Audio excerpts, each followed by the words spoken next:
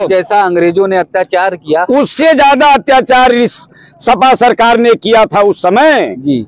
वो तो कम था, अंग्रेजों का अत्याचार तो कम था जी। उससे ज्यादा अत्याचार था। अयोध्या के नाम पर जो आवाज उठाता था उसे सीधा अंदर कर दिया जाता था जी। अगर उस समय की स्थिति ये थी, टीका लगा के सड़क पे गमछा बांध के कोई निकलता था तो पुलिस वाले उसको उठा के बंद कर देते थे जी। तो भोजन कहाँ से मिलेगा भाई जी। कार सेवकों ने, आप ये समझिए, भूखे रह के ये सेवा किया है। कार सेवकों का जो बलिदान है जी। वो इसमें बहुत महत्वपूर्ण रंग लाया है, क्योंकि पहला गुम्मद टूटा, दूसरा गुम्मद टूटा, तीसरा गुम्मद को मैं खुद चढ़ के हथौड़े और गैती से लेकर के तोड़ाई किया है हमने।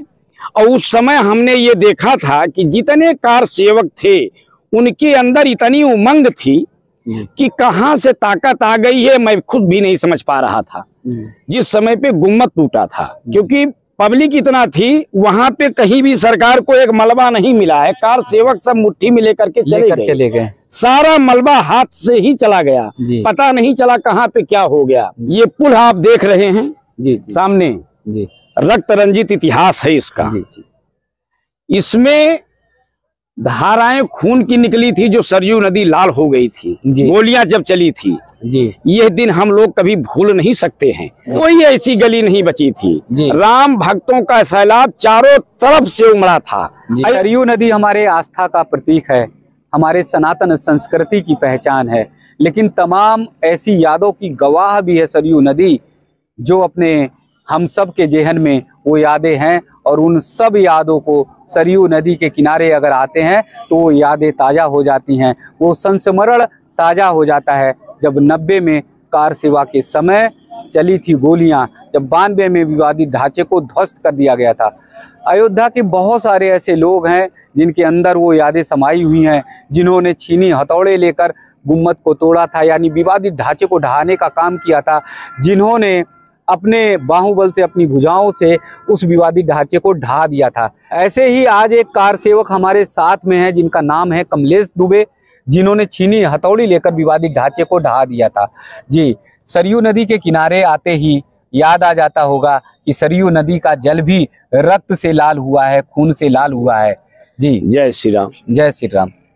जैसा कि आपने बताया जी कि उस समय की घटना जो याद आती है अगर जी, तो बहुत ही दुखदाई महसूस होता है। आप समझिए कि उस समय का प्रशासन जी इतना निर्दयी था जी कि कार सेवकों को अपनी समझ से उसने कोई कसर नहीं छोड़ी थी रोकने के लिए जी। कहीं भी छुपने की जगह नहीं मिलती थी जी। हम लोग कांटों के बीच में अंधेरे का फायदा उठा करके किस तरह से कूद करके दीवारें फांदते थे, बैरिकेटिंग तोड़ते थे, निकलते थे। वो दृश्य सोचने पर बड़ा ही दुख होता है। लेकिन आज सरजू माँ की कृपा है कि सरकार ऐसी आई है जी कि आज जिधर भी देखिए अयोध्या में पूरा रामामय हो गया है। हम उस दृश्य के बारे में आपको बताना चाहेंगे जी कि सरकार की इतनी व्यवस्था होने के बाद कार सेवक रुके नहीं जी। जितना ही सरकार ने दबाव डाला उतनी ही ज्यादा संख्या में कार सेवक आगे बढ़ते गए। उस समय की घटना हम आपको बता दें कि जिस समय अयोध्या में गुम्मद ध्वस्तीकरण किया गया था उस समय आप समझिए कि अयोध्या में कुछ स्थान ऐसे थे कि अगर आप सरसों डालेंगे जो बोया जाता है जिसका तेल होता है वो नीचे नहीं गिरता, ऐसी भीड़ थी जनता की। लेकिन इसके बावजूद भी जनता इतने हिसाब से अपना काम किया है कि किसी को कहीं चोट आने की संभावना नहीं रह गई थी। उस समय पे जब हम लोग गुम्मद पे चढ़े हैं, पहला गुम्मद टूटा, दूसरा गुम्मद टूटा, तीसरा गुम्मद को मैं खुद चढ़ के हथौड़े और गैती से लेकर के तोड़ाई किया है हमने। और उस समय हमने ये देखा था कि जितने कार सेवक थे उनके अंदर इतनी उमंग थी कि कहां से ताकत आ गई है मैं खुद भी नहीं समझ पा रहा था। इतनी ताकत कहां से मिल गई थी कि हम लोग कैसे गुम्मत पर चढ़ गए और किस तरह से बैरिकेडिंग तोड़े हैं। और वहां पर इसके बावजूद जो चोटिल हो जाते थे, थोड़ा बहुत ईंटा गिरता था या कुछ हो जाता था, तो गाड़ियों पे लाद करके जिला हॉस्पिटल ले करके उनको जाया जाता था। उस समय इतनी कोई दर्दनाक घटना नहीं हुई थी जिस समय पे गुम्मत टूटा था, क्योंकि पब्लिक इतना थी वहां पे कहीं भी सरकार को एक मलबा नहीं मिला है। कार सेवक सब मुट्ठी में लेकर के चले गए। सारा मलबा हाथ से ही चला गया, पता नहीं चला कहाँ पे क्या हो गया। लेकिन ये तो धोखे से कार सेवा जब वहां हो रही थी तो धोखे से कार सेवकों को पकड़ा गया, नहीं तो पकड़ नहीं पाते। उस समय हनुमान जी की ऐसी कृपा थी। रहा सवाल मुलायम, सुनिए, ये पुल आप देख रहे हैं सामने, रक्त रंजित इतिहास है इसका। इसमें धाराएं खून की निकली थी, जो सरयू नदी लाल हो गई थी, गोलियां जब चली थी। यह दिन हम लोग कभी भूल नहीं सकते हैं। आज हम लोग अपना जीवन धन्य मान रहे हैं कि भगवान श्री राम जी का भव्य मंदिर उसी स्थान पे बन रहा है जो हम लोगों का एक नारा था, राम लला हम आएंगे मंदिर वही बनाएंगे। आज वो ध्येय हमारा पूरा हो रहा है। हम भाजपा सरकार को इसके लिए बहुत बहुत आभार व्यक्त करते हैं। सुप्रीम कोर्ट ने हमको फैसला दिया, इसका तो बहुत बड़ा सम्मान है, लेकिन आप ये समझिए कि कार सेवकों का जो बलिदान है वो इसमें बहुत महत्वपूर्ण रंग लाया है, क्योंकि हजारों वर्षों से ये संघर्ष चल रहा है। कितने कार सेवक इसमें बलिदान हो गए हैं, इसकी कोई गिनती नहीं है। वही हाल है जैसे जब देश आजाद हुआ तो कितने आंदोलनकारी इसमें अपनी जान को दे दिए, उनका इतिहास ही मिटा दिया कांग्रेस ने, कहीं उनका नाम ही नहीं रह गया। जो केवल झंडा ले करके सड़क पर बैठे रहे, उन्हीं का नाम आज दिखाई दे रहा है। उसी तरह हमारे यहाँ जो बलिदानी कार सेवक थे, उनकी वजह से आज राम का मंदिर यहाँ भव्य बन रहा है। हम उन लोगों को कोटि कोटि प्रणाम करते हैं जिन कार सेवकों ने अपना बलिदान दिया है और अपने जीवन को धन्य मानते हैं कि उस महायज्ञ में हम जीवित बचे हैं और भगवान राम का दर्शन करने को हमको मिलेगा, सौभाग्य मिलेगा। भगवान अपने घर में जाएंगे 22 जनवरी को, ये हमारे लिए सबसे बड़ा सौभाग्य का दिन होगा, सबसे बड़ी खुशी है। उस समय जब आंदोलन चल रहा था तो अयोध्या की कोई ऐसी गली नहीं होगी जहाँ पर राम भक्तों का सैलाब ना हो। कोई ऐसी गली नहीं बची थी। राम भक्तों का सैलाब चारों तरफ से उमड़ा था। अयोध्या पूरी, मैं बता तो रहा हूँ उस समय की घटना, कि जहाँ भी आप देखते तो राम की सेवा करने के लिए कार सेवक बिल्कुल उमड़ चुके थे। पेड़ काट काट करके सड़क पे ऐसे पेड़ गिरा दिए जाते थे, ईंटा पत्थर उठा के सड़क पे रख दिया जाता था कि पुलिस की गाड़ी किसी तरह से अंदर ना आ पाए। इतना मतलब आप समझिए कि बाहुबल में ताकत आ गई थी कार सेवकों के कि बड़े बड़े मोटे मोटे ठासे जो रखे जाते थे लकड़ी के, उनको उठा के लाके सड़क पे डाल दिया जाता था। गाड़ियां जो मिल जाती थी उनको ला करके किसी तरह से धक्का मार के सड़क पे खड़ा कर दिया जाता था। इस तरह से संघर्ष के आप ये समझिए कि कार सेवकों ने किया, जिसका आज जो है बहुत बड़ा प्रतिफल मिला। हाँ, बहुत बड़ा फल मिला है। घर में मकान में लोग जो है जब राम भक्त आ जाते थे तो कैसे लोग स्वागत करते थे, क्या रहता था कि किस तरह से उनको खिलाए पिलाएं और फिर जो है उन्हें की सेवा करें? खाने पीने के लिए तो देखिए हम आपको बताएं बहुत अच्छी व्यवस्था तो नहीं हो पाती थी। सही तो ये है क्योंकि इस प्रशासन इतना टाइट था, जिसके घर में पता चलता था कि आज कार सेवकों के लिए भोजन बन रहा है, उसके घर में जाके तहस नहस कर देते थे। अच्छा, मतलब बहुत अगर उस समय की स्थिति ये थी, टीका लगा के सड़क पे गमछा बांध के कोई निकलता था तो पुलिस वाले उसको उठा के बंद कर देते थे। तो भोजन कहाँ से मिलेगा भाई? कार सेवकों ने आप ये समझिए भूखे रह के ये सेवा किया है। यहाँ की जनता का आभार व्यक्त करता हूँ। कुछ ऐसे स्वयंसेवी संस्थाएं थी जो भोजन उपलब्ध करा रही थी। बाहर से जो हमारे साथी आए थे अन्य प्रदेशों से, उनको जो है गांव गिराव से दूर दराज से ये स्वयं सेवी संस्थान जो थे हमारे, घर से जो लोग चुपके चुपके झोले में जो है छिपा के, जी, चद्दर से ओढ़ करके छिपा के चोरी चुप्पे ला करके भोजन बांटते थे। प्रशासन की नजर से बचा के जी काम हो पाता था, मिलता था खाने को। प्रशासन तो इतना टाइट था कि डंडे बरसाता था, डंडे। थोड़ा सा भी तिलक और पगड़ी देख तो डंडे बरसता है। जो आज कहते हैं कि भाजपा सरकार बहुत खराब है, जी, कुछ नहीं कर रही है, मैं कहता हूँ कि सम्मान तो मिल रहा है जी। आज अगर तिलक लगा के गमछा लगा के कोई जा रहा है जी, तो उसको लोग सम्मान की नजर से देख रहे हैं। एक समय ऐसा था जी कि जब तिलक लगा के और गमछा ओढ़ के चलने वाले को देख करके जी, जो खासे अच्छे समाज में माने जाते थे वो भी मुंह ऐसे कर लेते थे जी, जब उनको पुलिस दौड़ाती थी तो। कहीं आफत में ना पड़ जाए। ये ना हो कि जो है हमें बुला ले मदद के लिए, जी जी, और हमारा जो है सरकार से जो है मामला कहीं गड़बड़ा जाए। आज जो बहुत बड़े बड़े गाथा गा रहे हैं कि हम आ रहे हैं, भगवान का दर्शन करने जा रहे हैं, ये लोग उस समय नहीं सोच पाए थे।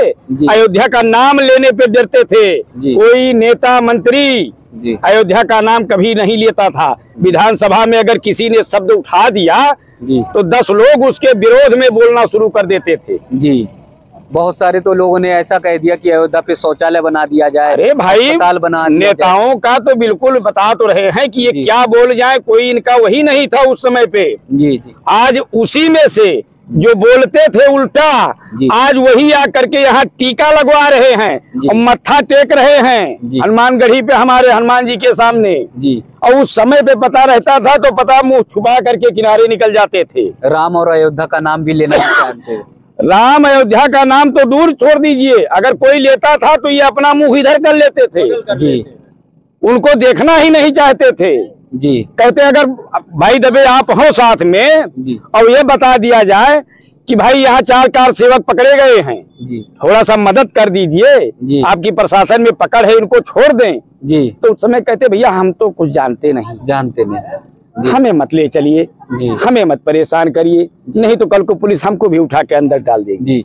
मतलब वो दहशत भरा माहौल था, जैसा अंग्रेजों ने अत्याचार किया उससे ज्यादा अत्याचार इस सपा सरकार ने किया था उस समय जी। वो तो कम था, अंग्रेजों का अत्याचार तो कम था जी, उससे ज्यादा अत्याचार था। अयोध्या के नाम पर जो आवाज उठाता था उसे सीधा अंदर कर दिया जाता था जी। ये हमने अपनी इन्हीं आंखों से देखा है, ये घटनाएं कान से सुनी नहीं बता रहा हूँ। हम इस आंदोलन में शुरू से आखिरी तक थे, सब कुछ घटना अपनी आंखों से देखा हम।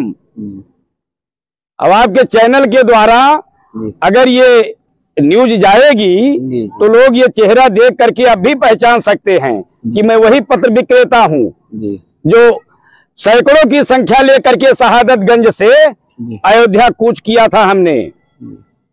विजय शंकर पांडे डीएम थे उस समय, उसके बाद जब आए थे सोम यज्ञ के समय तो हमें उन्होंने गिरफ्तार करवाया था। लेकिन धन्यवाद है आप मीडिया वालों का जिन्होंने अपने तर्क के द्वारा हमें अंदर नहीं जाने दिया, क्योंकि हमारे खिलाफ कोई इतिहास ऐसा नहीं था जिसमें हमने कभी कोई गलत काम किया हो, इसलिए मुझे अंदर नहीं कर पाए जी। और मैं आज भी भगवान का दर्शन पा रहा हूँ, माता सरजू माता का मैं दर्शन करता हूँ, हनुमान जी की सेवा करता हूँ। मेरे जीवन का सबसे सुखद आप समझिए कि स्वर्ग मुझे यही मिल रहा है कि मैं ये देख रहा हूँ कि मेरी इन आंखों के सामने मैं सोच नहीं पा रहा था कि कभी भगवान राम का मंदिर हमारा बनेगा। जो हम लोग नारा लगाते हैं कि राम लला हम आएंगे मंदिर वहीं बनाएंगे, तारीख नहीं बताएंगे, वो आज सत्य हो रहा। हमने तारीख भी बता दिया कि 22 जनवरी को उद्घाटन हो रहा है, राम लला अपने घर में जा रहे हैं जी। और किसी की हिम्मत अब नहीं है कि उंगली उठा के कोई जवाब दे दे। इस सरकार को बहुत बहुत धन्यवाद हमारा जी कि ये बनी रहे जी। विकास हो या ना हो, मान सम्मान से बड़ा कोई धर्म नहीं या समाज नहीं है जी जी। जहाँ सम्मान मिले वही सब कुछ है जी जी। जिन्होंने लाठियां चलवाई, गोलियां चलवाई, अब उनके बेटे, उनके परिवार के लोग कहते हैं हम भी राम भक्त हैं और हम भी जो है भगवान राम का मंदिर बनता देखना चाहते हैं। अच्छी बात है जी, अच्छी सोच उनके अंदर आए। उनके विचार अच्छे हों जी तो इसमें कोई बुराई नहीं है, वो राम भक्त बने, जी अच्छी बात है। लेकिन अगर राम के विरोध में बोलेंगे जी तो जीवन भर वो कभी उस सत्ता का सुख अब नहीं भोग पाएंगे, क्योंकि जनता की आंखें खुल गई हैं। जी जात पात की राजनीति अब नहीं चलेगी, जी अब ये राजनीति खत्म हो गई। जी विकास कहाँ नहीं हो रहा भाई, जी इन अंधों बहरों को दिख नहीं रहा कहीं, जी किस क्षेत्र में विकास नहीं हुआ है। जी अरे भाई खेल जगत में देखिए तो प्रथम भारत हमारा आगे निकल रहा है, जी लड़ाई में देखो तो सब हमसे थर्रा रहे हैं, जी कहाँ हम पीछे हैं भाई, जी किस विकास में हम पीछे हैं। लेकिन इन अंधों को नहीं दिख रहा, क्योंकि ये लूटने को नहीं पा रहे हैं। जी पहले तो वही एक लतीफा बोला जाता था ना, बोले भैया अंग्रेज आया, विदेश आया, बोला हमारे यहाँ तो कमीशन बढ़ता है, 10% हम लोग पा जाते हैं। जी तो हमारे इंडिया का नेता पहुंचा, बोला तुम लोग कुछ नहीं पाते हो, ये सरजू देख रहे हो, जी यहाँ से वहां तक कहीं पुल दिख रहा है, बोला नहीं कहीं कागज में पुल बना, बाकी जेब अंदर है। जी बाप रे। जब हमारे यहाँ राजीव गांधी, स्वर्गीय राजीव गांधी प्रधानमंत्री थे, जी तो डोगरा कैंटोनमेंट में आए हुए थे। उस समय मैं गया था वहाँ, जी कांग्रेस का बड़ा सम्मान करता था। जी जी मैं उस सभा में गया था जिस समय राजीव गांधी आए थे, राजीव गांधी को देखने गया था। जी राजीव गांधी ने अपने मुंह से कहा था वहां पे जी कि सरकार 100 रुपया भेजती है जी तो हमारे गरीब भाइयों के पास 99 रुपया ये खा जाते हैं, 1 रुपया पहुंचती है। जी आप लोग मीडिया में हैं, इस बात को जानते होंगे, हमने अपने कानों से आंखों से सुना था राजीव गांधी को ये शब्द कहते हुए।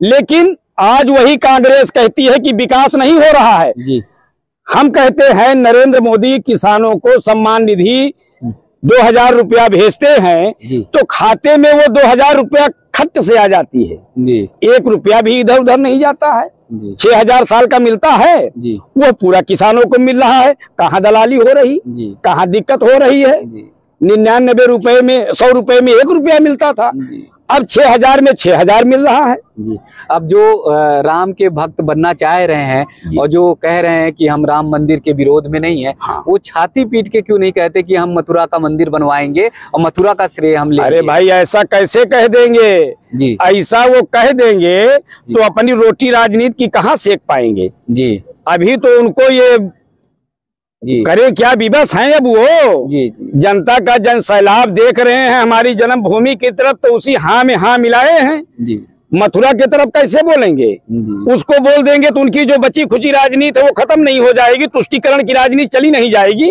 लेकिन हिंदुओं को भी नकारना तो कितना बड़ा इनके लिए हिंदू हुआ। बहुत नकार रहे हैं। अभी जो चुनाव हुआ है जी 3 राज्यों में, जी इन विपक्षी दलों ने क्या क्या खेल नहीं खेला, जी सब एक साथ हो करके लड़ गए अखाड़े में। जी उसके बाद भी जनता ने बिल्कुल सुपारा साफ कर दिया। जी अब बताइए इससे ज्यादा जनता और क्या दिखाएगी इनको। जी आने वाले चुनाव में भी इनका सुपारा साफ ही रहेगा। अगर इनको सद्बुद्धि आनी है जी तो मथुरा काशी के बारे में थोड़ा सोच लें कह दे। और हिंदू बन के दिखाएं। हिंदू हैं बन के तो हिंदू बन के दिखाएं, झूठा चंदन टीका लगा के न जनता को भरमाएं, उससे जनता भरमने वाली नहीं है। कभी जनेऊ धारण कर लेते, कभी तिलक लगा लेते। जनता अब सब देख चुकी है, जी सब कानों से सुन चुकी है, और वर्तमान में सरकार क्या कर रही है इसे भी जनता देख रही है। इनके कहने से वोट नहीं मिलेगा, इनके बरगलाने से वोट नहीं कटेगा। जनता को जहां देना है वो अपना मूड बना चुकी है। तो ये बहुत सारी बातें दुबे जी से हुई, और जिन्होंने प्रखर होकर एकदम बताया कि कैसे आंदोलन में शामिल हुए थे और किस तरह से वो गुम्बद तक पहुंचे। मैं किसी पार्टी का सपोर्ट नहीं करता। जी जी मैं सपोर्ट उसका करता हूं जो ईमानदारी से काम करे। जी मैंने बीजेपी को इसलिए धन्यवाद दिया कि ये शुरू से हमारे अटल जी जिस तरह से देश का विकास किए हैं, सड़कों के मामले में देख लीजिए कि आज जिधर भी निकलिए फर्राटा गाड़ी बढ़ाते चले जाइए, कहीं हच्चा नहीं लगेगा। ये सब देन बीजेपी की है। कांग्रेस ने इतना दिन से शासन किया भाई, क्यों नहीं सोचा इसके बारे में। एक सड़क 10 बार पटाई जाती थी कागज में, पैसा खा लेते थे ये लोग। कहाँ गया वो पैसा? अगर जांच हो जाए आज तो इस सारे के सारे जेल के अंदर होंगे, पूरा कुनवा जेल। हाँ, पूरा कुनवा जेल में होगा। अगर जांच हो जाए इनकी, जितने कागज में सड़कें बनी हैं, जितने इसमें काम हुआ है, तो सब अंदर होंगे, बाहर नहीं दिखेंगे आपको जी। ये मैं बता रहा हूँ। राम के साथ ही राजनीति तक बातें आ गई, और वो बातें इसलिए आ जाती हैं, दर्द दुबे जी जैसे राम भक्तों का इसलिए झलक जाता है क्योंकि निश्चित तौर पर ये सत्य है कि उस समय बहुत अत्याचार हुआ। जैसे दुबे जी बता रहे हैं कि अगर तिलक लगा लिया, पगड़ी बांध लिया, तो फिर जो है लाठी डंडों से बात होती थी, कई धाराएं लिख दी जाती थी, रिपोर्ट दर्ज हो जाती थी और जेल में बंद कर दिए जाते थे। लेकिन जिस तरह से सरयू मैया अटल हैं, सत्य हैं, वैसे राम सत्य हैं। राम को जिन्होंने काल्पनिक बताया था, वो अब आने वाले दिनों में हो सकता है कि काल्पनिक हो जाएं, लेकिन राम मंदिर का भव्य निर्माण हो रहा है। रामलला 22 जनवरी को विराजमान हो रहे हैं, और ऐसे कोटिशह दुबे जी जैसे बहुत सारे जय श्री राम, बहुत बंधन जिन्होंने जय श्री राम, बोलो सरयू मैया की।